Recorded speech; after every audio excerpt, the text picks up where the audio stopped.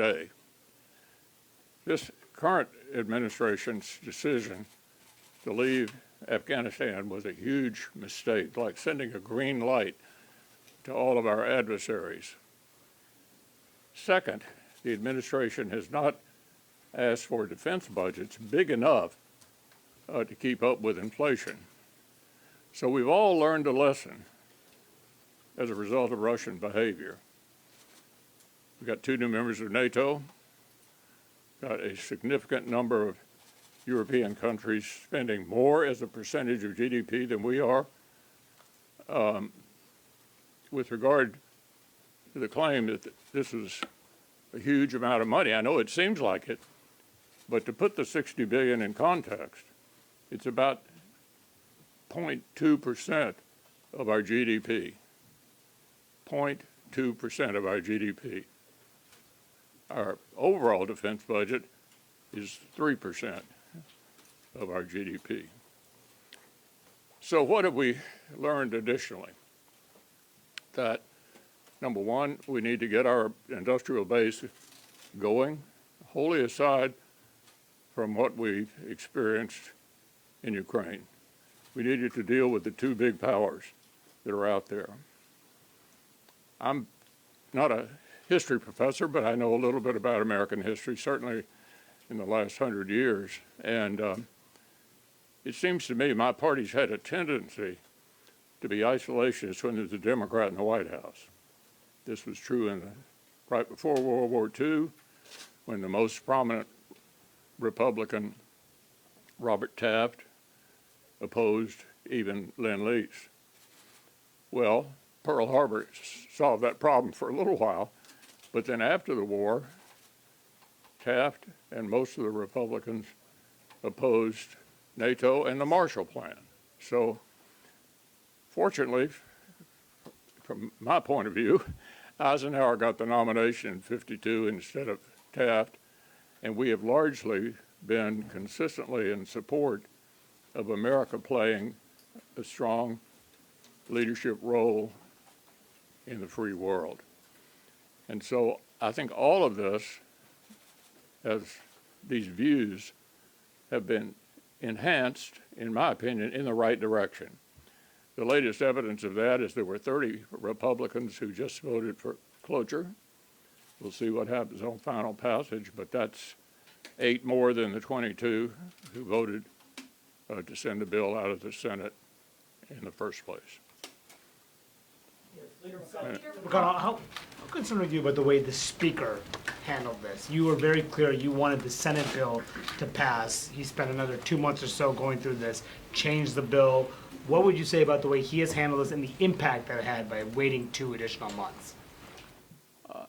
There's nothing, in my view, to dislike about what the House passed. It's pretty close to what we passed. And the most important thing is to get this to the President for signature. Leader McConnell, what is your legacy if the next president is Trump, who has encouraged Putin to invade our NATO allies if they don't contribute enough to defense spending? I'm sorry, what's your question? What is your legacy if the next president is Trump, who has encouraged Russia to invade our NATO allies if they don't contribute enough to defense spending? We can speculate all day about what might happen or what might not happen. I'm going to consistently avoid discussing the presidential election. I got one job as I give up my leader position, that's to create a Republican majority in the Senate, and I'm going to confine my political observations to taking the Senate back. Leader McConnell, thank you. You've been probably one of the most ardent backers of Ukraine in the Senate here, but what took so long to get some of these other 8 Republicans persuaded to your position here? Was it the overall nature of this bill and what was lost in that time period for Ukraine? Well, that's a good question. You already know the answer. I think the demonization of Ukraine began by Tucker Carlson, who, in my opinion, ended up where he should have been all along, which is interviewing Vladimir Putin. And so he had an enormous audience, which convinced a lot of rank-and-file Republicans that maybe this was a mistake. I think the former president had sort of mixed views on it. We all felt that the border was a complete disaster, myself included. And Chad, you remember covering the phases we went through. First, there was an effort to make law, which requires you to deal with Democrats. And then a number of our members thought it wasn't good enough. And then our nominee for president didn't seem to want us to do anything at all. That took months to work our way through it. So we ended up doing the supplemental that was originally proposed, which dealt with not all problems. It didn't solve the border problem, but certainly addressed the growing threats at the moment. Mr. McConnell, you talk about wanting a Republican majority or working to get a Republican majority, but many of these candidates who are running in Republican primaries espouse the belief of this more isolationist perspective that you're concerned about. I mean, what are you saying to these candidates that you're working for and helping to try and get elected into this next Congress about the positions they should take when they get elected? Well, I think we've turned the corner on this argument. We went from 22 votes to at least 30. We'll see what happens on final passage. The House is about 50-50, as we thought would happen if they voted on it. So I think we've turned the corner on the isolationist movement. I've noticed how uncomfortable proponents of that are when you call them isolationists. So I think we've made some progress, and I think it's going to have to continue because we got big problems. If the attack are provided, Russia, Iran. Going into World War II, we just had Germany and Japan. You could argue that this is a more challenging time right now than it was leading up to World War II. I don't want it to take something like the Pearl Harbor attack to get our attention. And one of the good things that's come out of this, it seems to me, is we've paid attention to the facts, underfunding defense, the importance of standing up for our friends, that we can't sort of hide out in isolation here in the hopes that they'll give up on us if we give up on them. They're at war with us. And I think a lot more Americans now understand and appreciate that. We're talking a little bit about the border crisis, and this contains nothing to help the border crisis. We're having known terrorists who are coming over the border right now. How concerned are you about a potential threat to America, and would you like to see the next Congress deal with this border crisis? I would love to have seen this Congress deal with it. As I just said a minute ago, I asked Senator Langford to get into a negotiation with the Democrats because they have the White House and they have the Senate. And he negotiated a bill that I thought was an important step in the right direction. I particularly thought that because the Democrats are awfully uncomfortable with it. So that didn't happen. And that's not an argument for not dealing with the other issue.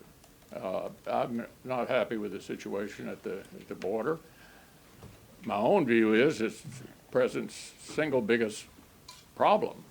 If I were in his shoes, I'd do something about it. Yeah. Speaker Emerita Nancy Pelosi just called on Israeli Prime Minister Benjamin Netanyahu to resign, obviously following what Senate Majority Leader Chuck Schumer previously said. What's your response to that? Well, my view with regard to allies of ours who are democracies is that we ought not to give them advice on whether or not to have elections, and we ought not to give them advice on how to conduct a war.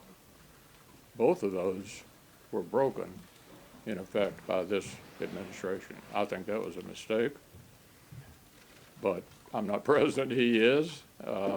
I think the Israelis have to live in the neighborhood. They know best what to do to protect their citizens. With a lot of help from our technology and their own, they had a successful pushback against the missile attack. And I don't think they need particularly public advice from the administration about whether or not to have an election or what their military tactics ought to be. Leader McConnell, if the ATACMs are provided, will you restrict them to fire at targets only inside Ukraine? The ATACMs, the long-range missiles, will there be restrictions for them to be only fired inside Ukraine? Well, I hope not. I wouldn't try to dictate to the Ukrainians how to handle the war either. Are you in favor of sending the ATACMs? I'm for whatever our military thinks would be useful for them, and I would not put restrictions on it. They're dealing with a rogue country that's trying to take away their independence. It's always important to remember, we're not fighting this war. They don't have any troops there. We're helping them stand up for their independence and also to do a lot of damage to the military of one of our two biggest adversaries. What's not to like about that? Leader McConnell, how could this change the? Thank you. Senator Murray talked about the cost of the delay, the months that this package did not get passed. Do you think that this aid package is going to be sufficient to try to help the Ukrainian fighters make up the time lost and the fact that they were so depleted? Well, I hope so. There's no question delay was harmful, very harmful. And the administration is partially responsible for that by being too skittish. In every one of those decision points, I thought the administration could have done it sooner. For example, I can remember either the previous administration or the one before that saying we ought to send them meals ready to eat. Really? They've been asking for serious military help for a number of years. I personally have advocated that in the last two administrations and in this one. So I do think the president was too tentative, too worried about antagonizing the Russians, who already had troops at the border, and pretty obviously they were not for training exercises. Acting quicker, partially because of the administration, partially because of Congress not approving this bill sooner, has not been helpful. Leader McConnell, 2 years ago, you had expressed some questions, some concerns about candidate quality with your Senate candidates heading into that election. Do you have any similar concerns this time with your candidates? You told me Senate races? Yes. Yeah, well, I feel pretty good about our nominees. I'm pretty confident we're going to win West Virginia. That's 50. You all can do the math. One more makes 51. I've been the majority leader and I've been the minority leader. Majority is better. And I hope to hand this job over to the majority leader. Leader McConnell, what do you think about the fact that even though you got 30 Republicans on this, that both you and Speaker Johnson have had to rely on almost unanimous support from Democrats in order to get Ukraine aid because of this isolationist wing in your party? Well, I won't say that it's gone away, but we certainly prevailed by a larger majority today than we did 2 months ago. If you're looking for a trend, I think it's a trend in the direction that I would like to see us go, which is America steps up to its leadership role in the world and does what it needs to do. Leader McConnell, can you talk about the Yeah. decision to include the TikTok ban on this bill and why that? Can't hear you. Can you talk about the decision to include the TikTok bill with very little changes from the House in this package? Well, it certainly enjoys a whole lot of support, and I think there were only 48 votes against it in the House, and my impression is most of the senators are in favor of it too, so I don't think it did the bill any harm. Leader McConnell, Al? can you please respond to J.D. Vance's assertion in the New York Times that we lack the capacity to manufacture the weapons Ukraine needs to win the war? Can you respond to J.D. Vance's claim in the New York Times that we lack the industrial capacity? I'm not going to get into an argument with a colleague. Obviously, we have very different points of view about this. In fact, you wrote about it. Leader McConnell. Yeah. Could you just discuss a little bit about Speaker Johnson's transition and this? You've been at briefings at the White House with him. He previously voted against Ukraine aid, and now he was a driving force behind this package in the House that you guys are going to be voting on today. What have you seen and what he's learned over the last few months? Well, more important than what I think about the Speaker is what the former president thinks about the Speaker. And he obviously made it clear that he was a fan of Speaker Johnson and suggested some of his critics shut up. So I would just quote the former president. Yeah. Leader McConnell, what do you make of the comments made by Kentucky's Andy Barr that isolationists within the party are one of the big reasons why border security couldn't be attached to this foreign aid package?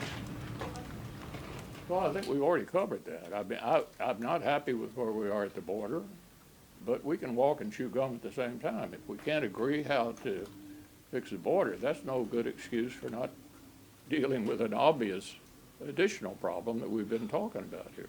Yeah. Leader McConnell, what would you say directly to Ukrainian people who have been waiting for this package to go through for 6 months? I'm having a hard time hearing you. Sorry?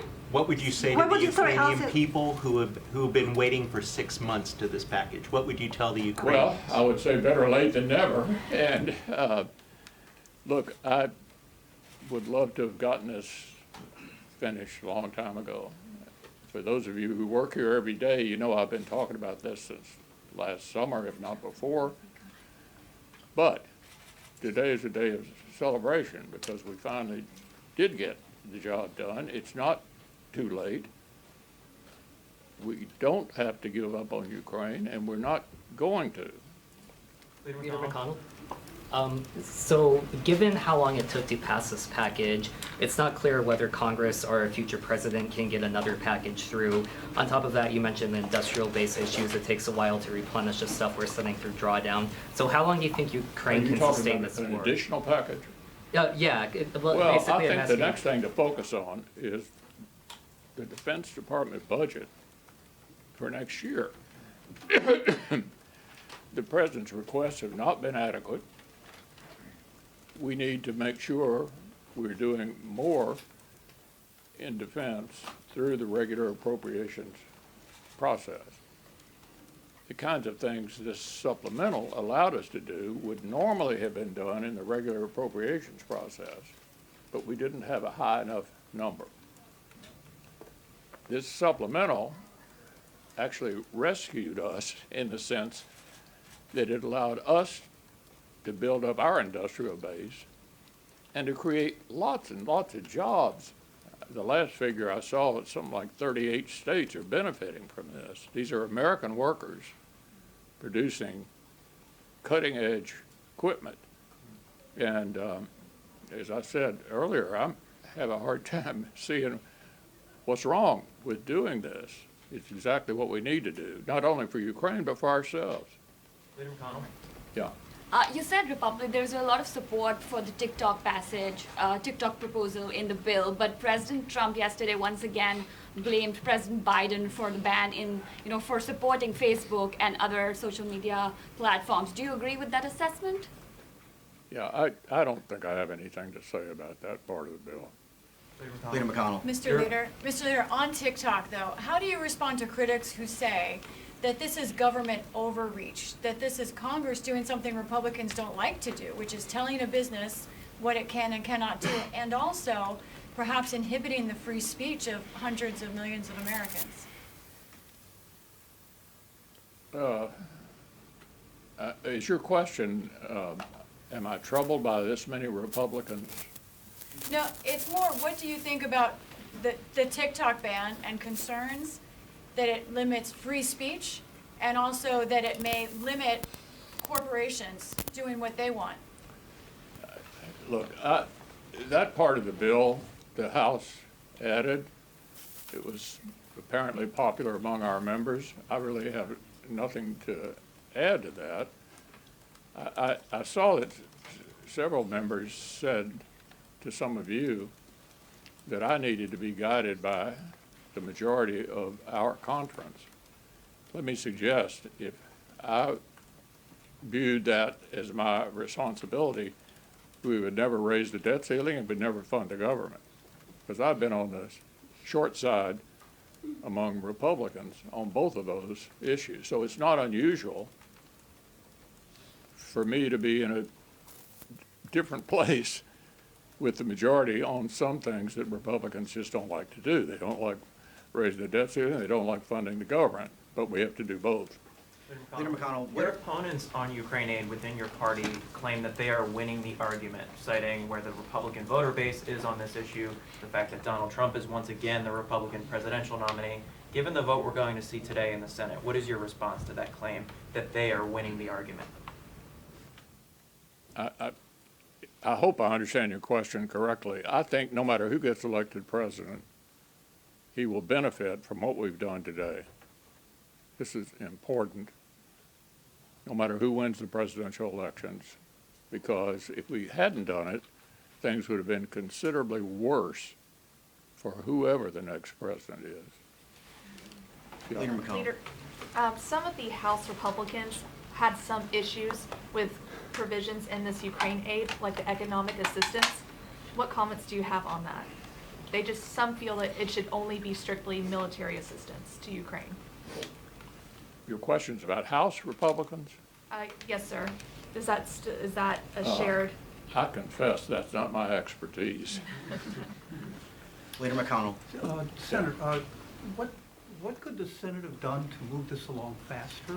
Or did you think that the Senate had to follow this course because of the House moved the... Well, I mean, we actually ended up with a greater percentage of our conference than the House supporting the supplemental.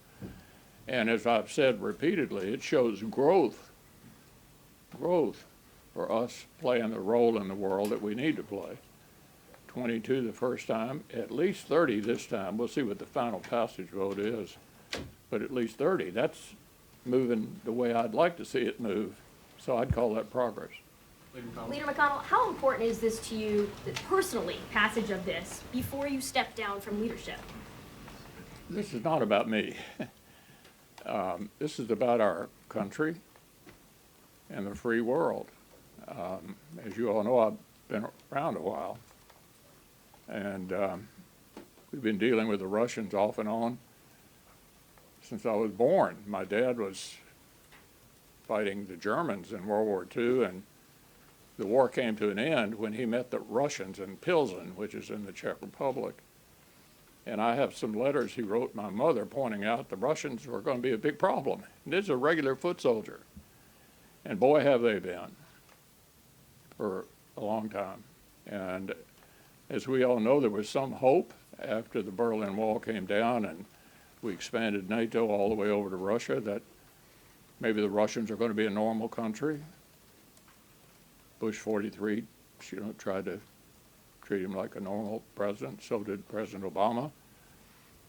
But it's clear this is just like the Soviet Union in terms of their ambition for their country.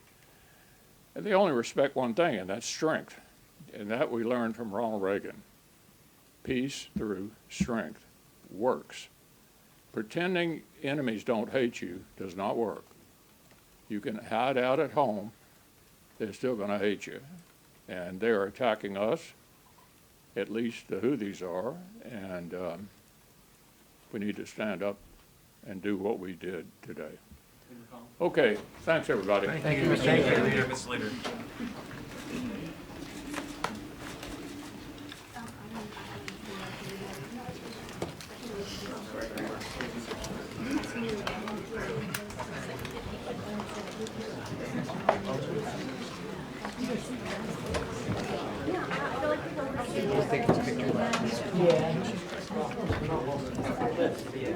Here we go.